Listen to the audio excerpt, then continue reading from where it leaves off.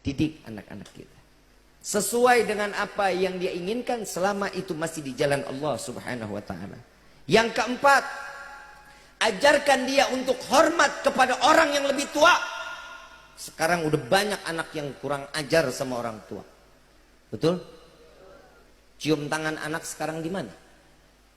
Di pipi, di jidat. Betul? Saya khawatir 5 tahun, 6 tahun lagi itu cium tangan udah nggak di pipi, udah nggak di jidat, di leher sama di tengkok. Ini bahaya. Yang namanya indera penciuman mana? Ngapa hidung? Lo ngomongin hidung gua? Yang namanya indera penciuman nih hidung. Cara nyiumnya juga bukan dikecup. Bukan begitu, bukan. Cium tangan nih. Hirup. Dihirup. Itu cium tangan namanya. Kalau dikecup, minyak wangi aing luntur. Dihirup. Kenapa kita disunnahkan untuk mencium tangan orang yang lebih tua? Karena itu adalah keberkahan dari orang tua yang telah memberikan rezeki dari tangannya. Susah payah lewat tangannya. Kenapa kita disunnahkan untuk mencium kaki orang tua, membasuh kaki orang tua? Kenapa? Karena kaki yang ridha jalan di tengah panasnya matahari mencari rezeki untuk anak. Itulah keberkahan anak ada di kaki kedua orang tuanya. Boleh, silakan. Nak cium tangan sama ulama, silakan. Nak cium tangan sama Habib, silakan. Tapi ingat, anak ini akhirnya cium tangannya sama ulama doang, sama orang tua enggak. Sama habaib, sama kiai, sama ustadz, bukan main cium tangannya. La ilaha illallah. Kadang kita sampai dijegat. Kemarin saya di mana tuh ya? Daerah Bekasi. Saya turun dari mobil pakai baju putih, rapi, bersih. Baru turun jalan 3 langkah, habis kotor luar biasa. Ngapa? Untuk anak-anak bocah. Habib, Habib, Habib, Habib, Habib. Coba kita lihat. Saya nggak sayang sama baju saya. Saya khawatir ini anak nggak begitu sama orang tuanya. Kalau ini anak nggak begitu sama orang tua, saya yang dosa. Makanya saya kalau jalan sekarang nggak pernah mau salaman lagi, nggak mau saya. Saya takut.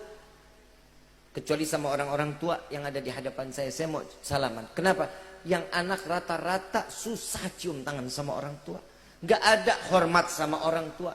Makanya Pak, Bu, didik mereka untuk hormat kepada kedua orang tua.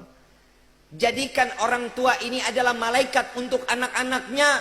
Makanya orang tua kalau ribut jangan di depan anak. Ini saya bilangin sekali lagi. Kalau ribut orang tua jangan pernah di depan anak.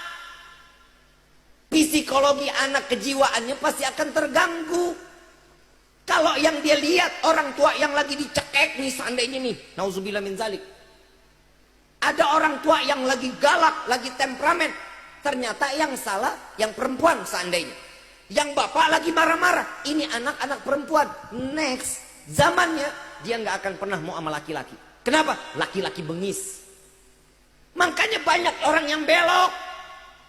Gak suka sama laki-laki, dia lebih suka sama perempuan. Kenapa? Ngerasa lebih nyaman, ngerasa lebih dilindungi.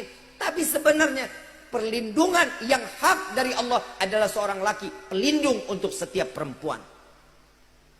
Jika ada anak laki-laki ngelihat si perempuan, ibunya lagi marah-marahin bapaknya, lagi ditempelengin. Perempuan kan tangannya enteng, main tabok-tabok aja. Anak ngelihat sampai gede nih anak laki-laki gak bakal mau sama perempuan. Kenapa? Jahat main tangan. Makanya dia suka laki sama laki. Nih kalau mau selamat Pak, Bu, mau ribut dalam rumah tangga, pergi jauh-jauh. Pergi. Jalan kemana? Ngopi kek?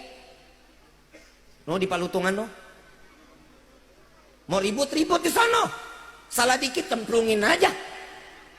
Jangan ngomong baik-baik. Gak ada permasalahan di dalam kehidupan, gak ada jalan keluar. Fa inna ma'al usri yusran, inna ma'al. Pasti ada, gak usah khawatir. Tapi jangan pernah ditongolin di depan anak. Kalau ini terjadi, anak kita akan menjadi imbas apa yang telah kita lakukan di hadapan dia. Faham sampai sini Bu Pak? Faham sampai sini? Insya Allah.